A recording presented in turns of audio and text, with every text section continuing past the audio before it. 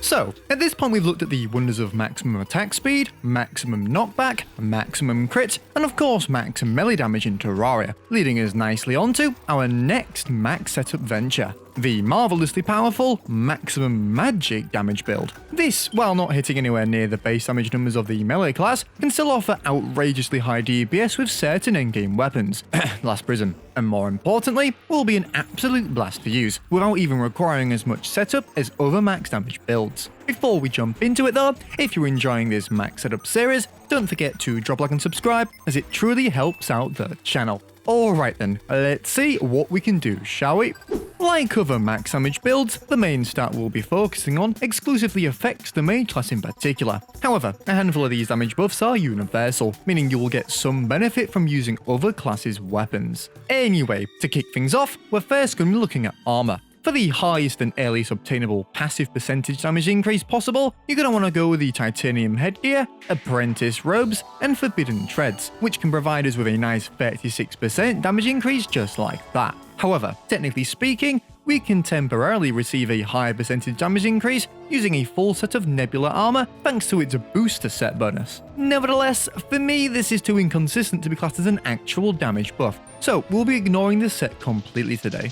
Right, first up, to get your titanium headgear, you simply need to mine a bunch of titanium ore underground and craft it with 13 bars and an anvil. For the apprentice robes, you're going to want to buy them from your tavern keep for 15 defender medals, and finally, for your forbidden treads, you're going to want to head to your desert during a sandstorm and kill a sand elemental for a forbidden fragment. Combine this with some more titanium bars and you're good to go. This alone gets our damage a little higher, with the Nebula Blaze now dealing a sweet 264 damage, but this is still nowhere near the max. And so with his lovely assortment of accessories, we can substantially increase our damage even more. When it comes to obtaining the emblems, you're basically going to want to farm the Wall of Flesh for a bunch of them, get plenty of each soul for the Avenger emblem, and Eye of Golem for the Destroyer emblem, and when it comes to the Celestial Shell, you need to get a bunch of Solar Eclipse and Lunar themed accessories. Then finally, for that little bit more, a putrid scent dropped from corrupt biome mimics. With all of this crafted and equipped, we can increase our magic damage by an additional 62%,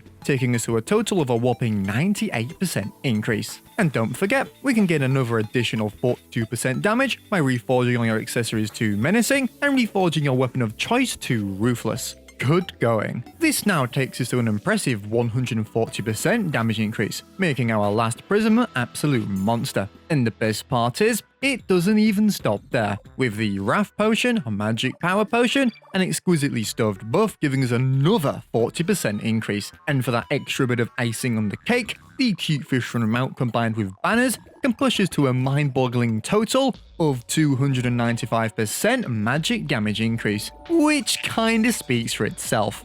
When it's worth mentioning that although the Nebula Blaze statistically has the highest magic-based DPS, its performance pales in comparison to the legendary Last Prism, so we will be using this as our main weapon. Also, to achieve the most damage in one hit, the Orange Zappinator is your best bet, as despite its base damage of only 100, it has a 2% chance to multiply its damage by 10 on hit. Anyway, with that out the way, let's cause some chaos with the Last Prism, shall we? As you'd probably expect, the Last Prism with such a high damage setup is essentially an insta-killing beam of death, dealing tens of thousands of damage per second to anything it touches. In a way, I've always seen the Last Prism as a pseudo Zenith for the mage class. It's even the perfect weapon to use for those of you wanting a daytime Empress of Light kill, allowing you to do it safely and quickly without much effort. And for those of you still wanting to farm the rest of the Zenith, the Last Prism can absolutely blast past the Moonlord run-up, and even take out the Moonlord himself. Its speed's genuinely comparable to the Zenith itself, an absolute beast of a weapon that's amplified greatly with maximum damage.